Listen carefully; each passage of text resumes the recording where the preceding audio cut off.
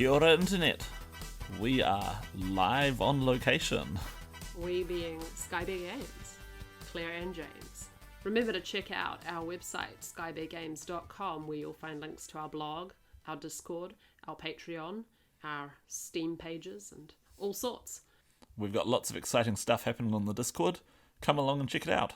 We are currently in Mount Maunganui on our holiday, but we've brought our microphone along so we can record this spooky podcast for you. There's been a bit of news about Ravenloft recently with the revamped edition. I see what you did. See what they did there. In a coffin-shaped box coming out soon. And with the deluxe edition for hundreds of dollars announced. And also the fact that Ravenloft has been one of our favourite campaign settings and the site of one of our favourite campaigns we've ever played. Yeah, we've been wanting to talk about this for a while now. I imagine we'll be talking about different fantasy worlds by the time we're done, but our first one is Ravenloft. James, why don't you tell us a little bit about the history of Ravenloft, both the wider context of role-playing games at the time and the history of it as a fictional place too. Sure. So Ravenloft is a Dungeons and Dragons world, which is a sort of dark fantasy gothic horror world. Tracy Hickman, who's one of my favourite game designers, was playing an adventure once where he was going through a dungeon and he found a vampire. And he thought this was very out of place. What's this vampire doing just in a dungeon? Vampires are grand and brooding, and they speak in over-the-top accents, and they shouldn't just be hanging out in a 20-foot by 20-foot room in the middle of nowhere in a dungeon. It reminds me of one of the first vampires I ever encountered in Adventure 2, which is in Firetop Mountain. You cross the river, and on the other side of the river, there's a vampire hanging out in a room. Just chilling. You know, just hanging out there.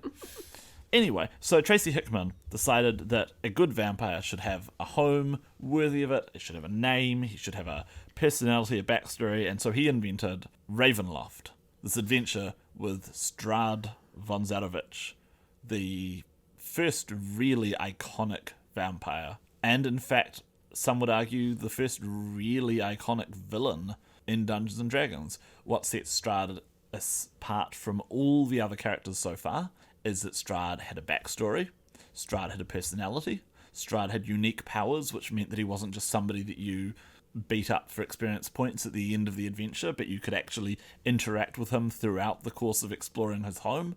His home reflected who he was and what his goals were, and in fact the adventure had him actively pushing towards one of 6 randomly chosen goals. Whether it was to escape the land that he was caught in, or whether it was to win the love of his reincarnated true love, unrequited. Strahd was an active presence who was always doing something in that adventure, and was a real pain in players' backsides as a result.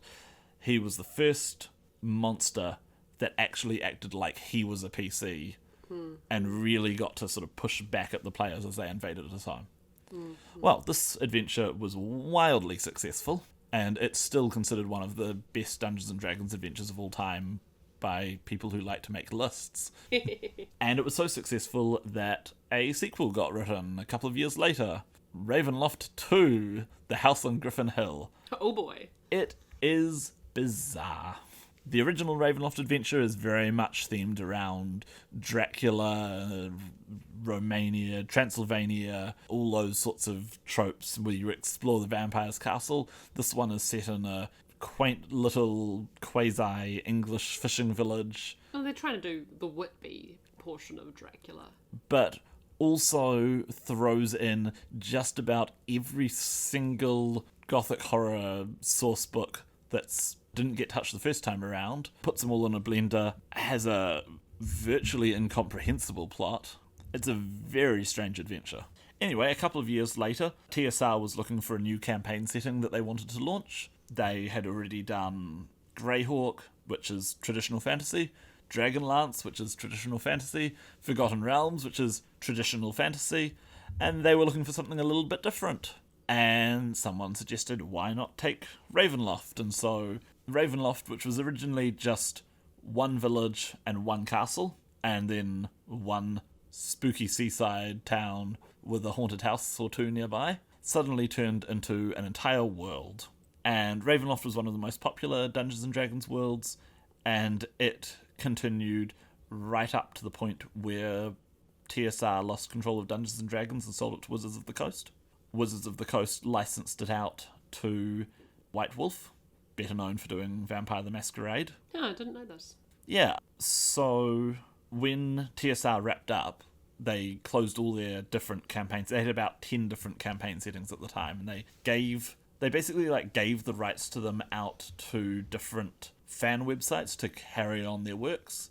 And so there was a wonderful website called The Secrets of the Cargatane, who did some incredible netbooks that I still have saved on my computer, and gave them the rights to sort of be the official home of Ravenloft on the internet. And then White Wolf bought the rights to Ravenloft, licensed the rights to Ravenloft, and hired every single person from this fan site to write the line for them.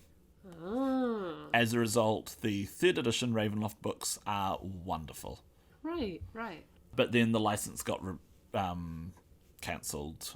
Ravenloft was going to become Ravenloft was going to become an entire new spin-off from Dungeons & Dragons, a sort of simplified game in a box in 4th edition, but that never wound up eventuating. And then in 5th edition, it all got brought back to its roots with the reinterpretation of the original campaign, Curse of Strahd, which takes it right back to just Strahd in his castle and his land, which reflects his personality.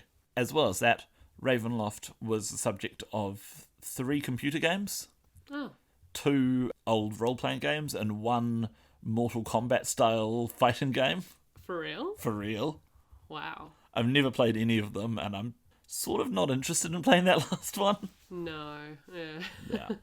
It had miniatures, comic books, 20 novels, which ranged from not bad to really bad.